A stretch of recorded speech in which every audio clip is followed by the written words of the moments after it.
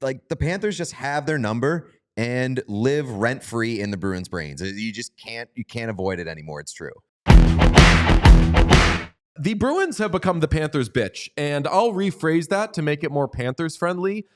And that is, the Panthers have lost their captain. They've lost one of their best players in Matthew Tkachuk. Sasha Barkov is out for 2 to 3 weeks with a lower body injury. Matthew Tkachuk is out for a week with illness.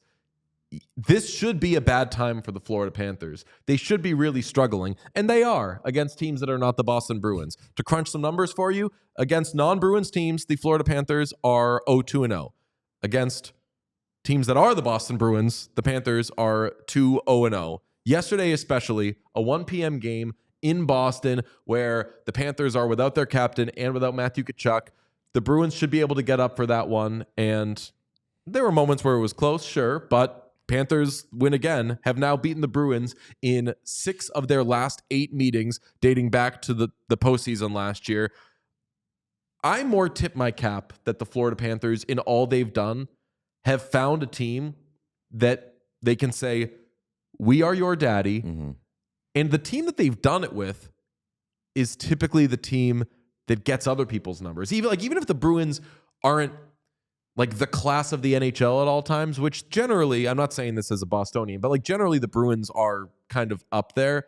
They're the team that other teams that piss other teams off to play so against much. A thorn in your side, right? And the Panthers basically got to prison and like swung at one of the guys who'd been there for a minute. Yeah, that's pretty fair. And even as a Bruins fan, there was a point during yesterday where I was literally the thought was, man, this team is legitimately your daddy now. And it's not just that they beat you so often, 2 straight years in which you've playoff exit, but it's almost like what the Bruins do to the Leafs in that like they break the Leafs and the Panthers break the Bruins. During yesterday's game, like the Bruins just abandoned playing hockey to try to go after the Panthers and get under their skin.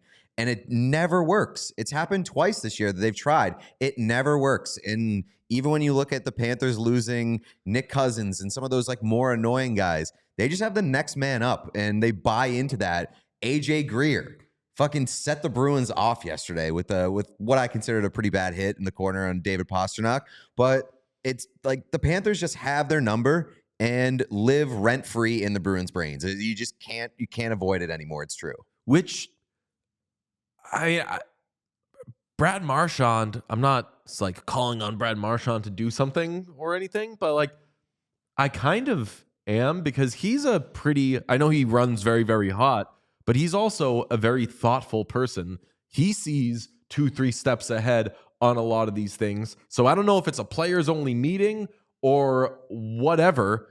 And granted, like the Panthers have like targeted him and actually injured him, but to be like, guys, we know this game better than anybody. As you said, we do this to the Leafs. Mm-hmm.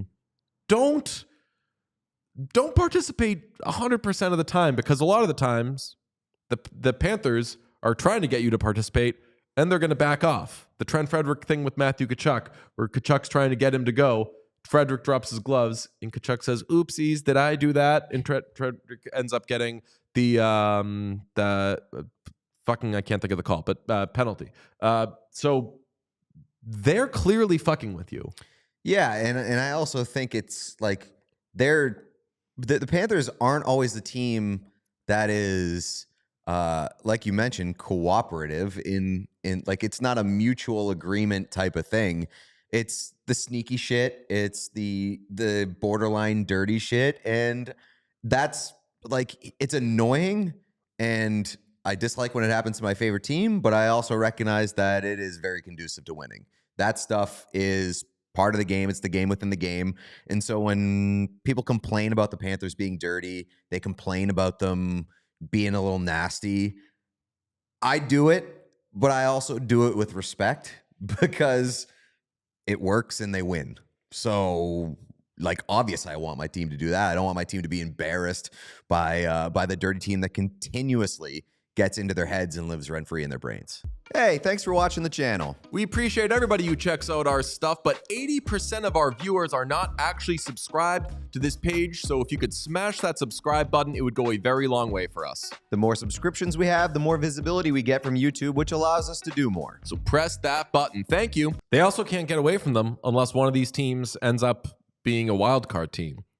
And the Bruins don't play the Panthers enough to ensure that they're going to be a wild card team because they beat teams when those teams aren't the Panthers. But I don't know. If you're the Boston Bruins, you got a season to figure that out. And I'll remind them, they changed kind of their makeup a little bit because they want to be more of a tough postseason team. So I don't know. Maybe that benefits them and that maybe they do struggle in the regular season, end up a wild card team and get to go play those dinguses in the Metro. But right now, the Florida Panthers, who aren't even close to full strength, are like, yo, we're just laughing here. I mean, I could be wrong, but did the Bruins not sweep the regular season series against the Panthers last year? They did.